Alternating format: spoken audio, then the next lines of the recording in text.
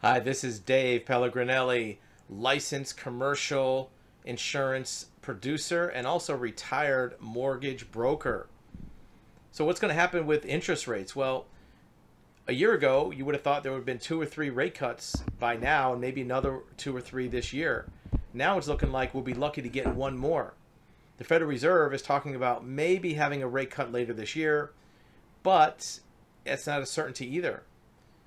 It's likely that they may hold back on that rate cut because they want to keep inflation low. This is what's been talked about for several months now. Remember, the Federal Reserve rate is only one component of mortgage rates.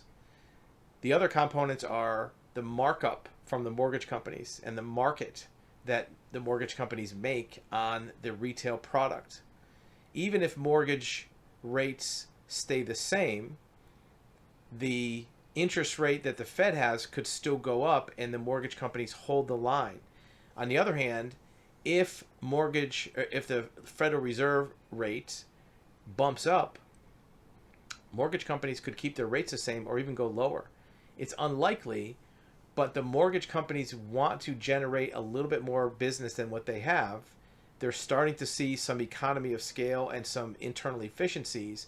So we may see the actual retail mortgage rate bump down a little bit from where it is right now, mostly because of the anticipation of the rates cutting. Remember, mortgage companies hold that loan for 15 or 30 years. So if they think down the road there'll be more rate cuts, they can actually bake some of that in to their retail rate now and still be able to make a profit.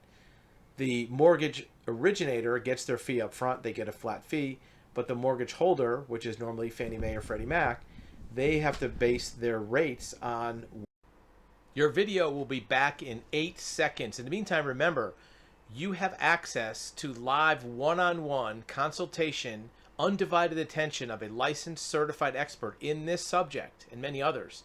We want to listen to your story. We want to hear your questions and give you expert advisement of your options. We want to tell you what we know about your situation and what options you have. Now back to your video. What they think the average rate is going to be during the life of that mortgage. And even though you have a 30-year mortgage, people don't normally keep it the whole 30 years. They might sell their house, pay it off, refinance, who knows. So they have to factor that in as well. So you may see some interesting things happen with mortgage rates. What's that going to do for the real estate market? Well, people now are starting to get used to the idea that the rates are what they are. They're in the 7% range. Maybe bump up in the mid sevens, maybe in the mid sixes. That's going to be the range. It'll be a narrow range. People are starting to figure out what their budget is, how much house they can afford based on that rate. I think what was happening before is a lot of people didn't know how much house they could afford based on the rates. People want to buy as much house as they can get, right? So if, let's say, the rate is at 8% and you max out whatever house you can get at 8% based on the payment, you might find out later if the rate goes down to 6.5, you could have got more house for the same payment. So people held back a little bit with the uncertainty. Now people are starting to look at, like, well, we see these where the rates are going to be. They're going to be in the between 6.5 and 7.5 range. So now we know what our budget is, and they can buy as much house as they can afford in that range, and that'll open up the floodgates a little bit on home sales. That will also open up the floodgates on home listings, because people can't list their house until they know what they're going to buy. So it's kind of like a catch-22. Prediction is that, as we've already seen, more inventory coming on the market, more people buying, rates hovering around 7, and the market will become more normalized between now and the end of the year. Of course, the election is a big variable, but I think most people figure either way, it's not going to have a huge effect on the real estate market or the economy for that matter. It can only get better.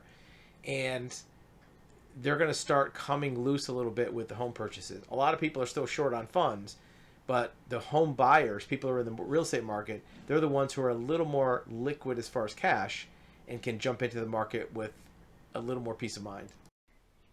Thank you for watching.